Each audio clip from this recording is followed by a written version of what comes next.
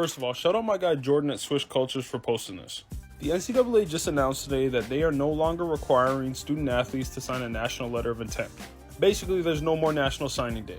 Student athletes can hold their own ceremony or announcement about how this relates to basketball. Now, why is this important? When you sign a national letter of intent, it is an agreement between the student athlete and the institution that student athlete will be attending, that the student athlete will attend for a year, and that institution will provide financial support for one academic year, being 2 semesters or 3 quarters.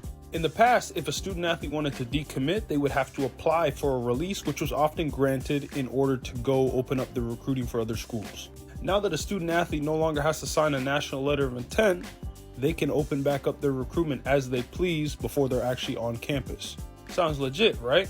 Here's why I think this is wild news. The NCAA is going to be eliminating National Letter of Intent Day, National Letter of Intent, not the day, which means that there's no longer going to be something that they're going to sign with the intent of them going to university, but there is going to be a contract that is signed with respect to the scholarship they're getting and what that amounts to, which means it begins to open the door to where possibly athletes could be employees of the university, and it changes the contract between them and the university in order to allow much more financial portions to be in there. The NCAA is a business, a very big one at that too. The NCAA for the past few years has had to compete with the transfer portal and players making money through NIL. I think it was some crazy number where like 26% of active basketball players in the NCAA last year were in the transfer portal. And then I know with NIL deals, just based off some of the things that I've heard from my friends and people that I train, they made a lot of money too. And we'll talk about that on the show tonight. But today I wanted to give you a little backstory and history on where the actual original National Letter of Intent came from and how it was crafted by a Texas Tech official. We go back to the summer of 1957. Texas Tech is getting ready to move into the Southwest Conference. The conference and a lot of other conferences had problems in recruiting with a mishmash of letters of intent. The Texas Interscholastic League didn't even recognize the Southwest Conference when it was a mess. So in the summer of 57, they meet at the Broadmoor in Colorado Springs. All the schools get together, and Texas Tech's athletic chairman at the time, J. William Davis, that man, ends up getting stuck as the head of the committee to try to come up with something that could apply to all the conferences across the country. They work on it all summer. They finally get it approved, and J. William Davis, Texas Tech athletic chair, creates the original National Letter of Intent, which remained unchanged for decades for the most part. If a player is no longer obligated to get a release because they no longer have to sign an NLI, why is a school obligated to take you up on your verbal offer? So until you are actually on campus, that school that you think you're verbally committed to can revoke that offer at any point. Now, why might they? So YouTube family, before we start the video, you can see that the NCAA is eliminating the National Letter of Intent. Now, these historic changes are coming to all college sports, that is. Y'all let me know after the video what you think in the comment sections about this breaking news, but I think it's great news for the recruiting of Colorado football. Let's see where this goes from. Smash like and share this video. Salute. I see the jealousy and hate. I see the jealousy and hate. Fuck that shit, we gon' be straight. Hold up, bitch. I see the jealousy and hate, but I got shit up on my sleeve. I see the jealousy and hate. I've been broke so many times. I don't know what to believe. Mama say it's my fault. It's my fault. I wear my heart on my sleeve. Content. Make sure you subscribe to this channel. Because we're on a mission to get him 1 million subscribers before the season starts. We need a million subscribers, and if you subscribe and get somebody else to subscribe, we will eclipse that quickly. But if you do that and you prove to us that you've done that, we're gonna give you a call. All right? We'll give you a call. We'll do that. We'll make that happen, or we'll go live. Ladies and gentlemen, please don't forget we play Kansas State. All right, Boulder family. we have a historic announcement to say for college football and what's going to be a great thing for Colorado football. So the national letter of intent has been abolished by the NCAA, or I don't know what committee did it, but I'm pretty sure I edited and added it to this video in the beginning of the video. But the national letter of intent is no longer here. Now, we've seen a lot of transitions in the last 5 years of college football. We've seen what the Senate allowed. We're seeing there's no longer amateurism, whatever you want to call it. Now it's really players who are properly going to get paid. I don't really approve of a lot of these things based on my love of college football, but at the same time, I love it. We've always wanted players to get this exceptional gift. Like, if I'm bringing the school millions of dollars, I should be getting part of it. You know what I mean? You're saying I'm a student athlete, but then you're utilizing me as a tool, vessel in business. Then why not make this a partnership? So since I don't want to be the old man that's complaining about the money, let's talk about the good things. The NIL, it's a great thing itself, but let's talk about the national letter of intent. This used to be a contract that bind the player to said so university. The only way you could have leave if the school allowed you to leave after you signed that national letter of intent. What's even better about this news is schools are going to be permitted to pay players over $20 million annually. Annually. $20 million annually. That's not just $20 million going to every single college student. That's per university, $20. And I think it's up to what the school makes. I don't know if they're being...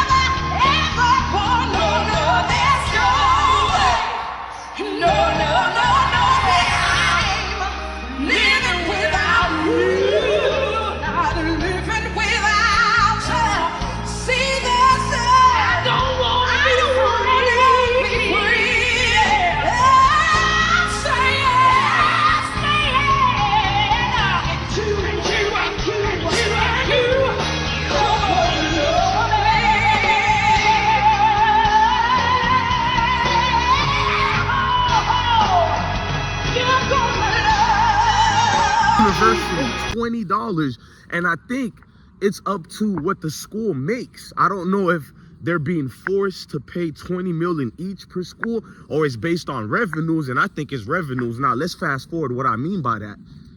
Why is it good for Colorado football? All these pundits got all these negative things to say about Deion Sanders, and is Deion the right coach? Is he fit because he won't recruit high school kids, when that's not the case at all? As we've seen from Trevor Riley, Colorado didn't really have a big bag like that. Jeremy Bloom, he's an alumni. I doubt it. I mean, he has money, but it's one person.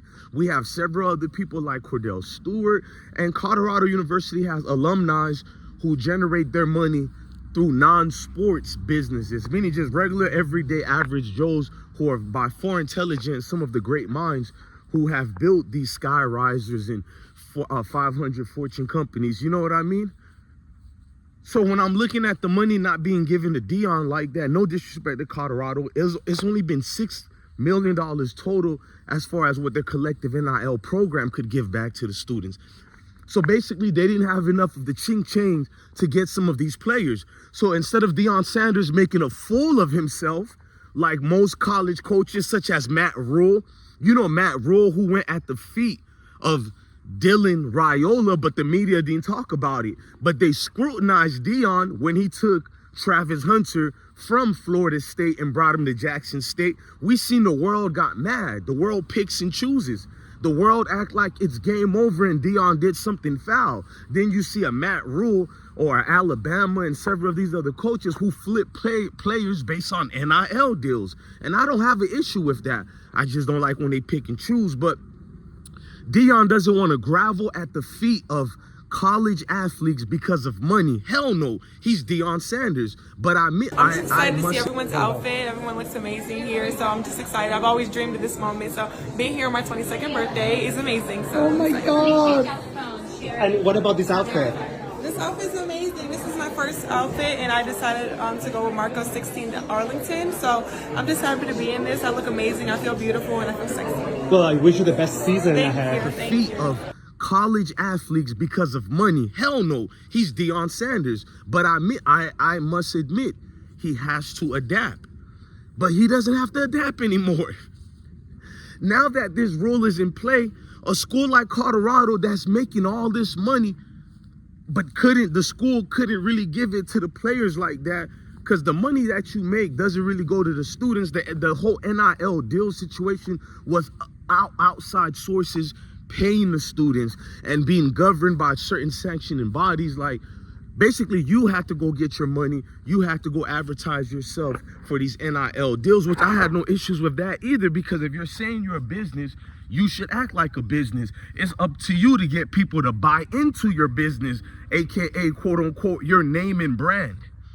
It's not the job of people, but now it's the job of the schools now. Now the schools are going to be paying players. So I'm looking at it like this. Colorado University is full of rock stars. After Travis Hunter leaves and Shador leaves, they are still going to build household name rock stars. This is facts. Every time I'm out here, there's something going on. The NCAA is investigating us right now, ladies and gentlemen.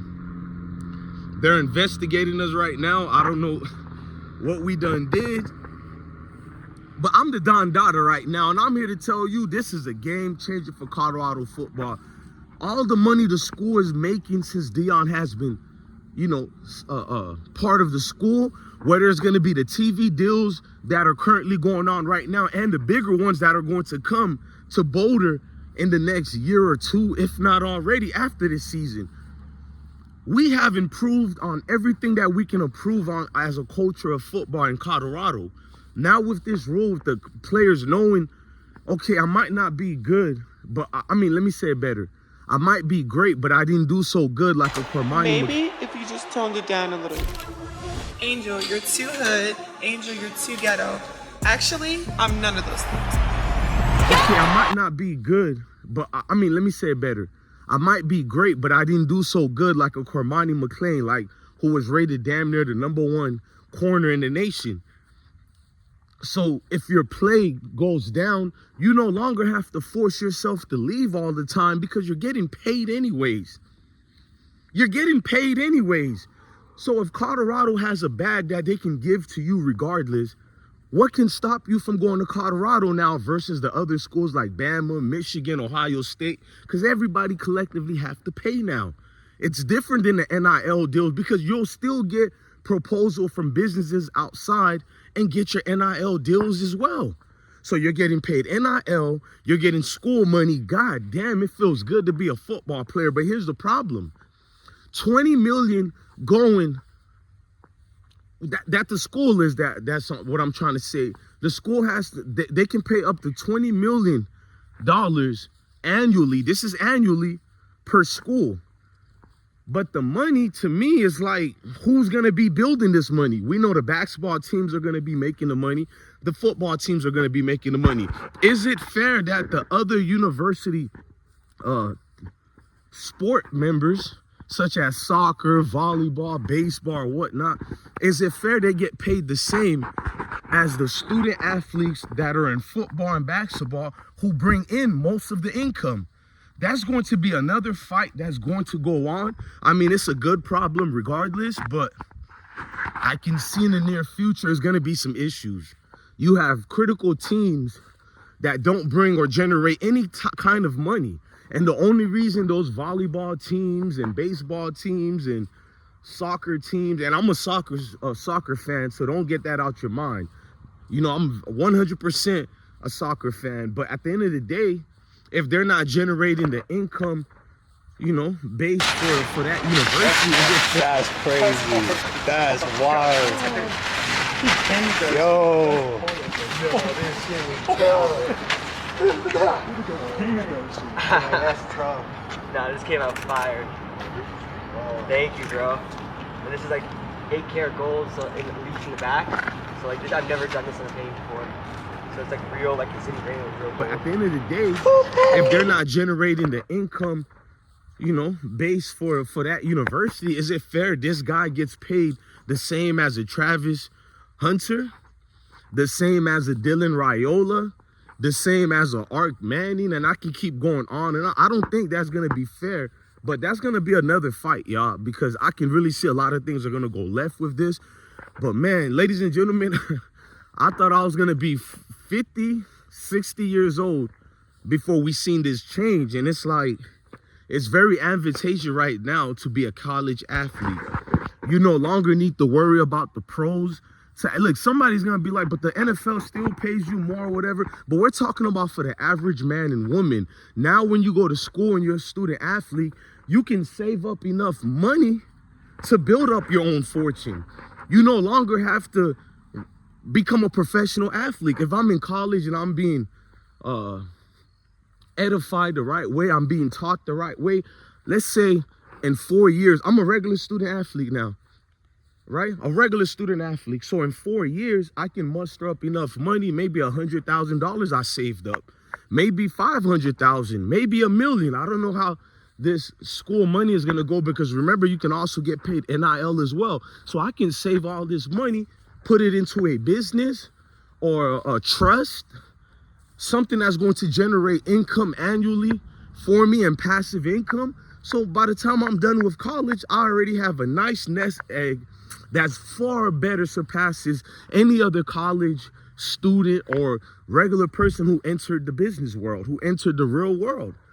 I'm already far ahead of them in the game. You know what I mean? Most college students who leave college, they leave it in debt. This now has changed everything you can think of. Ladies and gentlemen, I'm DJ BlessOne, the best one. Love your family, love your kids, and stay blessed. This is great news for college football. If you root for people to win, well, goddamn it, Deion Sanders and Colorado football just won. This is bigger than football. It's deeper than football. Love your family, love your kids, and stay blessed. I see the jealousy and hate. I see the jealousy and hate. Fuck that shit, we gon' be straight. Hold up, bitch. I see the jealousy and hate, but I got shit up on my I see the jealousy and hate. I've been broke so many times.